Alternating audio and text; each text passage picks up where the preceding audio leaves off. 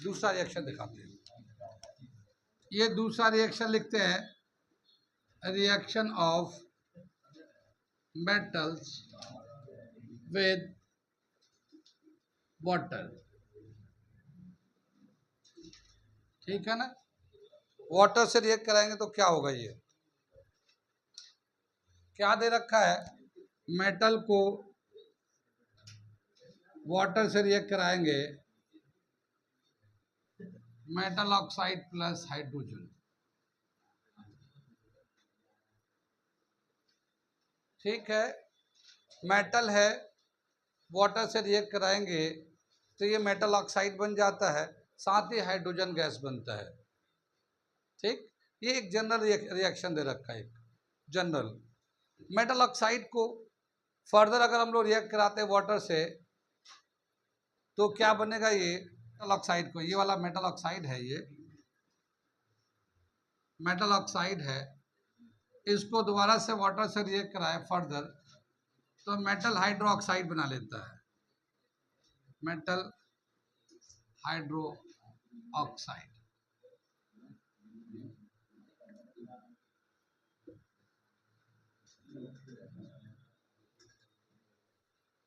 आगे चलते हम लोग, यहाँ पे क्या दे रखा है, ये रिएक्शन को देखते हैं।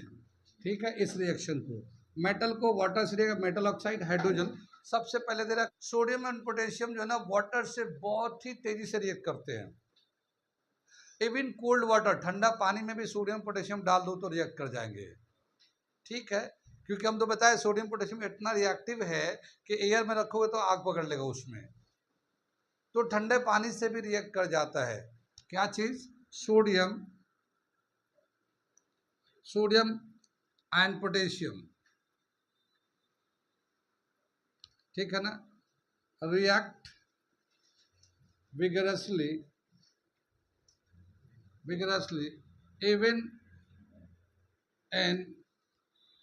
even with cold water। ठीक है ना, ठंडे पानी से भी रिएक्ट कर जाता है, ठंडे पानी से भी रिएक्ट कर जाता है। अब पानी से जब रिएक्ट करता है तो क्या क्या बनेगा, ये अगर मान लो हम लोग सोडियम को, यहाँ रिएक्शन लिख रहे हैं हम लोग, सोडियम है ये वाटर है। ठीक है ना, तो सोडियम हाइड्रोक्साइड बन जाएगा, ये सोडियम ऑक्साइड बन जाएगा, सोडियम ऑक्साइड बन जाएगा इस तरह से, ये हाइड्रोजन गैस बन जाएगा। ठीक है, लेकिन बताया क्या कि ये एक इतना तेजी से रिएक्ट करता है कि बहुत हीट प्रोड्यूस करता है। ये एक एक्सोथर्मिक प्रोसेस होता है। कौन सा प्रोसेस होता है ये एक एक्सोथर्मिक प्रोसेस है। It is an exothermic process. ठीक है ना, एक्सोथर्मिक में इतना हीट निकलता है कि ये हीट सफिशिएंट है इस हाइड्रोजन को जलाने के लिए, यानी ये जो हाइड्रोजन प्रोड्यूस हो रहा है उस हाइड्रोजन में आग पकड़ लेता है, इससे इतना हीट बनता है। ठीक है, और वो हाइड्रोजन जलने लगता है। कितनी बात सुन रही, यानी सोडियम, तो क्या बताया कि जब सोडियम या पोटेशियम पानी में डालते हैं तो वो ऑक्साइड तो बनता है, साथ ही हाइड्रोजन बनता है, और ये हाइड्रोजन, ये जो रिएक्शन है ये एक्सोथर्मिक है, इतना हीट बनाता है कि ये हाइड्रोजन में आग पकड़ लेता है और ये आग जलने लगता है। जैसे मान लो पानी है, पानी में सोडियम डालेंगे, ठीक है, जैसे डालेंगे वो फिर रिएक्ट करेगा, फिर हाइड्रोजन बनेगा, फिर गर्मी भी, वो आग पकड़ लेगा, पानी में आग जलने लगेगा। ठीक है, तो इस तरह का सीन होता है सोडियम और पोटेशियम के साथ। आगे दे रखा है दूसरा एलिमेंट, जैसे बुक में डिस्कस किया, कैल्शियम। तो कैल्शियम जो है वो रिएक्ट कर जाता है वाटर से, ये भी एक एक्सोथर्मिक रिएक्शन है कैल्शियम का। मगर कैल्शियम का जो रिएक्शन है इतना ज़्यादा हीट नहीं प्रोड्यूस करता कि हाइड्रोजन में आग पकड़ ले। कितने डिफरेंस है, कैल्शियम भी एक्सोथर्मिक प्रोसेस है और वो हीट को प्रोड्यूस करता है, साथ ही हाइड्रोजन भी बनता है, मगर वो हीट इतना नहीं होता कि हाइड्रोजन में आग पकड़ ले, तो वो हाइड्रोजन ऐसे ही रहता है, और वो हाइड्रोजन बबल्स के फॉर्म में कैल्शियम सरफेस पे लेयर लाइक बबल्स बनने लगता है और वो फ्लोट करने लगता है। बबल्स जो ना फ्लोट करने लगता है, कैल्शियम सरफेस पे चिपकते जाता है और फ्लोट करते रहता है। वो क्या, हाइड्रोजन गैस, वो जो बबल्स होते हैं वो क्या होता है, हाइड्रोजन गैस होते हैं, वो जो बबल्स की तरह वो स्टिक कर जाते हैं। तो आगे मैं इसको पॉइंट्स को लिखाता हूँ, ये मिटा दूँ ये।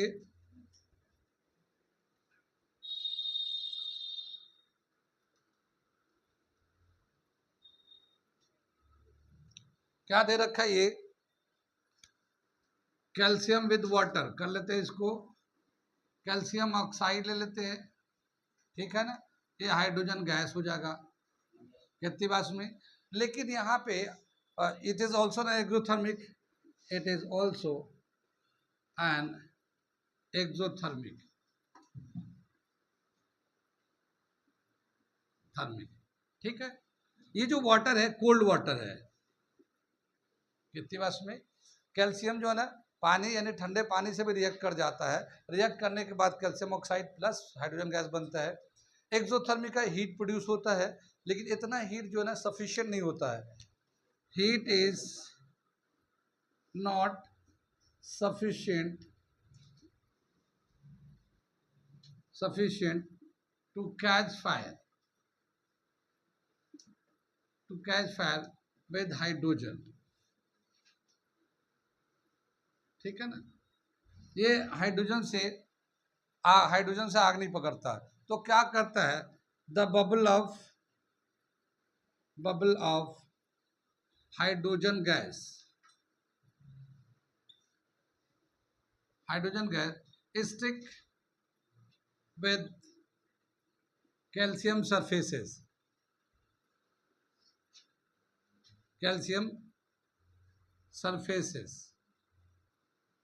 and it floats। क्या मतलब हुआ ये, जैसे कैल्शियम है उसको हम लोगों ने पानी में डाला, ठंडा पानी से तो रिएक्ट कर जाता, डाला तो वो हाइड्रोजन भी बनेगा, कैल्शियम ऑक्साइड भी बन गया, हाइड्रोजन बना, लेकिन वो उतना हीट नहीं बना। तो वो जो हाइड्रोजन गैस है वो कैल्शियम के सरफेस पे स्टिक करने लगता है। अब जब कैल्शियम मान लो पाउडर के फॉर्म में है, कैल्शियम पाउडर के फॉर्म, मेटल के फॉर्म में नहीं है, पाउडर के फॉर्म में है, तो वो जो हाइड्रोजन है वो कैल्शियम के पाउडर से स्टिक करने लगता है और कैल्शियम को अपने साथ पानी में घुमाते रहता है, यानी फ्लोट करता रहेगा। तो ये पानी में कैल्शियम के पार्टिकल जो ना फ्लोट करते रहते हैं, तो फ्लोटिंग करता रहता है कैल्शियम। लेकिन कैल्शियम रिएक्ट करता है ठंडे पानी से भी रिएक्ट कर जाता है। आगे दे रखा कुछ एलिमेंट ऐसे हैं जो ठंडे पानी से रिएक्ट नहीं करते हैं, वो वाटर से रिएक्ट तो करते हैं मगर हॉट वाटर से करते हैं। वो कौन कौन से एलिमेंट जो दे रखा है एनसीईआरटी में जो हॉट वाटर से रिएक्ट करते हैं वो दिखा रहे हम। क्या दे रखा, अगला दे रखा मैग्नीशियम, मैग्नीशियम प्लस वाटर, मगर ये कोल्ड वाटर से नहीं करता, कोल्ड से नहीं करता, ये करता हॉट वाटर से, हॉट वाटर से ये रिएक्ट करेगा। मैग्नीशियम जो वाटर से रिएक्ट करता है मगर कोल्ड वाटर में रिएक्ट नहीं करता, ये पानी गर्म होगा तो हॉट वाटर से रिएक्ट कर जाएगा। ये जब इससे रिएक्ट करेगा तो ये भी मैग्नीशियम ऑक्साइड बना लेगा और हाइड्रोजन गैस बनेगा, ठीक है ना। ये जो हाइड्रोजन गैस बनेगा ये भी इसी तरह से, क्या बताया, इतना हीट तो निकलता नहीं है तो इसलिए हाइड्रोजन गैस में आग नहीं पकड़ेगा। लेकिन ये हाइड्रोजन गैस फिर मैग्नीशियम के सरफेस पे स्टिक करने लगता है और मैग्नीशियम के साथ वो फ्लोट करने लगता है। तो यहाँ पे मैग्नीशियम के साथ स्टिक करने के बाद वो फिर पानी में फ्लोट करते रहता है। Hydrogen does not catch fire but it sticks with magnesium and floats in water, ठीक है ना। ये दे रखा है मैग्नीशियम के साथ ये गर्म पानी से रिएक्ट करता है, ये ठंडे पानी में रिएक्ट नहीं करता है। और इसमें मैग्नीशियम जो हाइड्रोजन है वो मैग्नीशियम के साथ स्टिक करने के बाद वो वाटर में फ्लोट करते रहता है। आगे दे रखा है इसमें कुछ एलिमेंट ऐसे हैं जो ना ठंडे पानी ना गर्म पानी से रिएक्ट करते नहीं, वो रिएक्ट करते स्टीम से रिएक्ट करते हैं। तो कौन कौन सा एलिमेंट दे रखा है जो हमारे कोर्स के हिसाब से है, आगे दे रखा है ये, जैसे ये एल्युमिनियम है, आयरन है,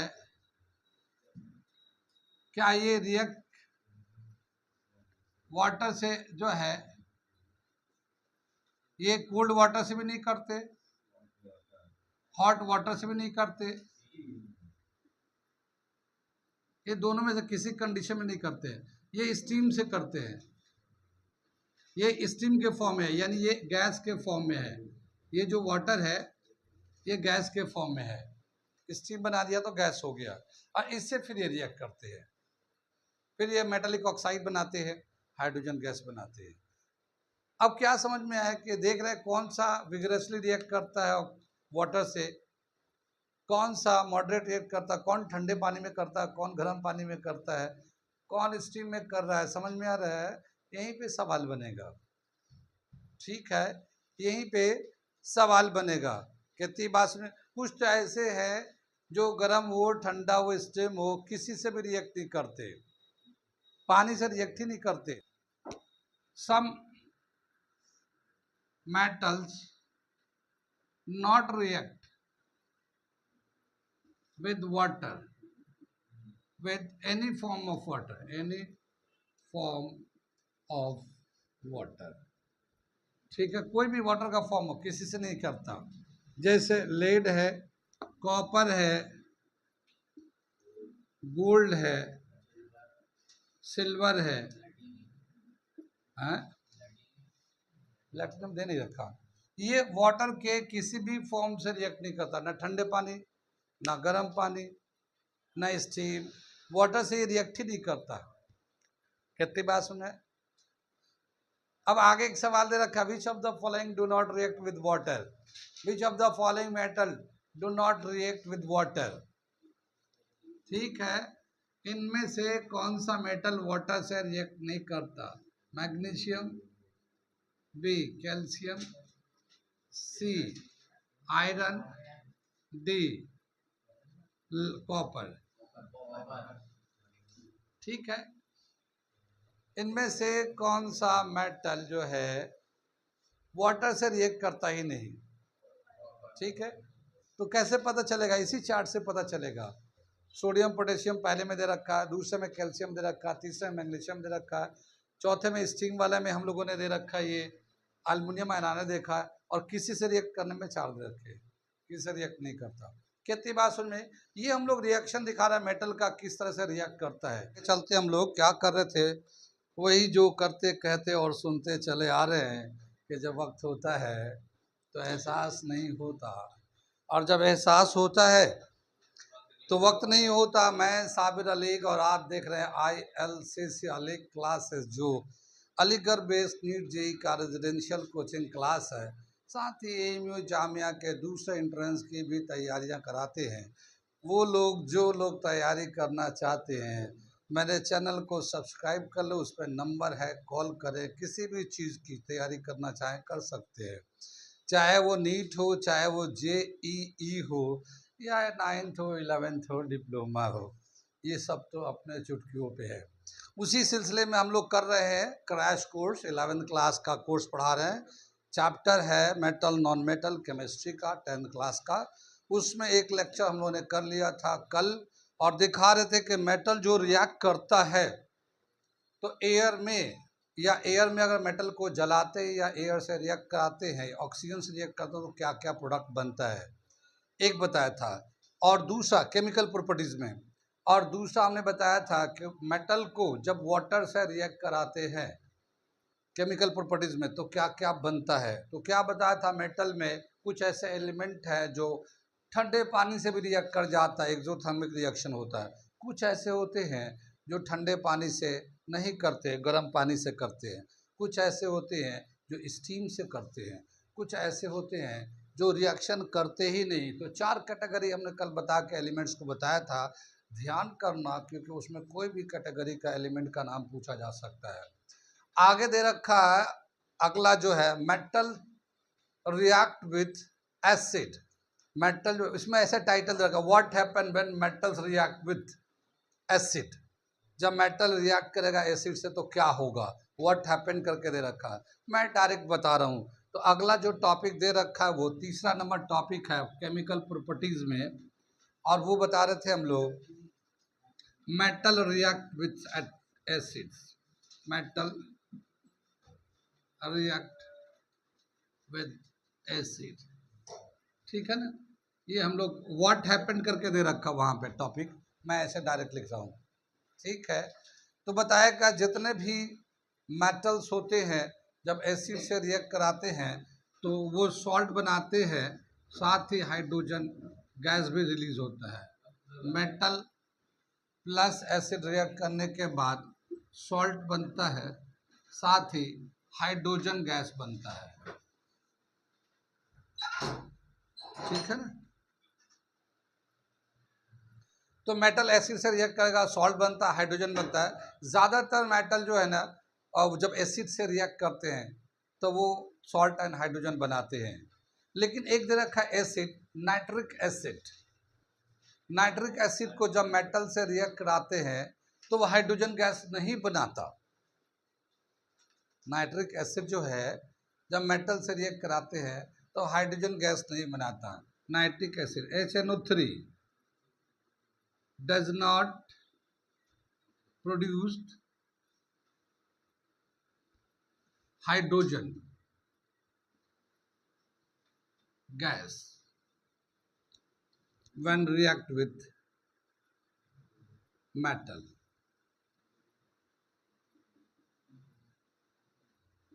कितनी बात में मैंने कहा ना कि जनरली मेटल जो है एसिड से रिएक्ट करते हैं तो सॉल्ट बनाते हैं, हाइड्रोजन गैस बनाते हैं जनरली। लेकिन इसमें एसिड में दे रखा है एक नाइट्रिक एसिड है, नाइट्रिक एसिड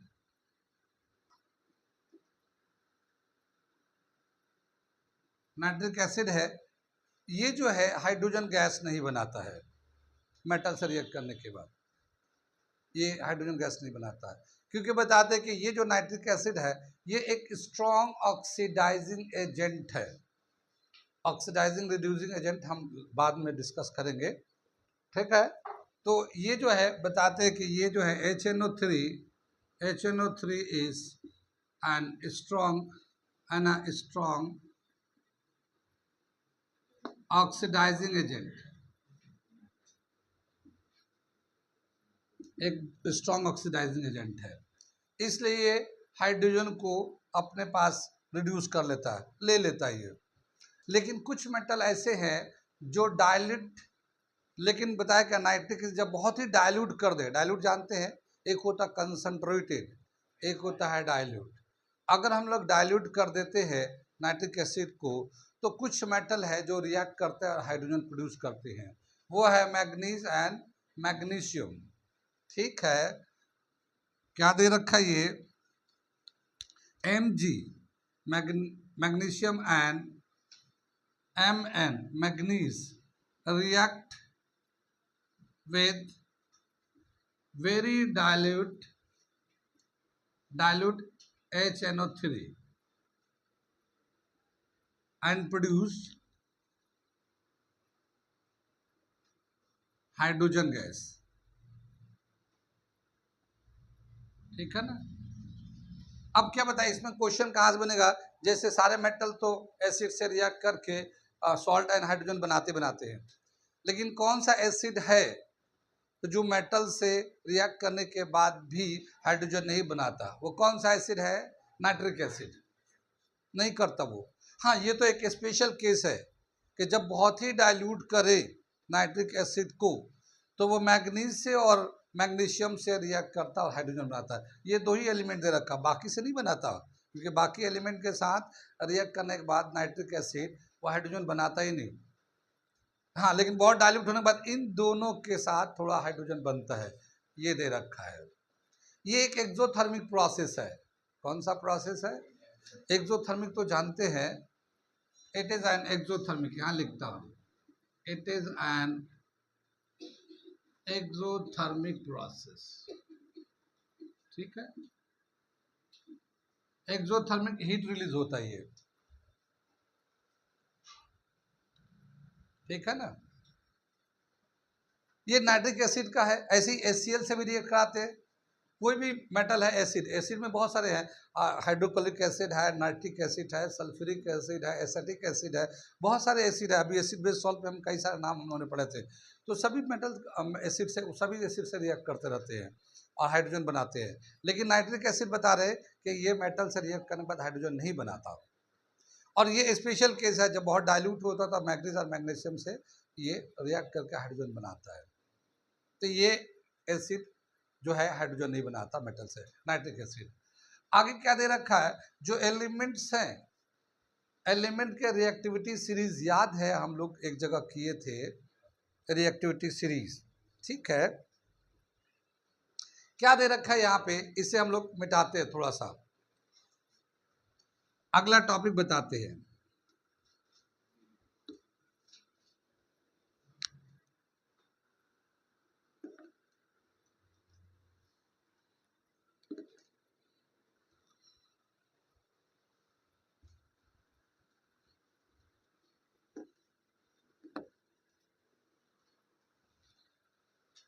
एक सॉल्यूशन है, नाम है उसका एक्योरेजिया।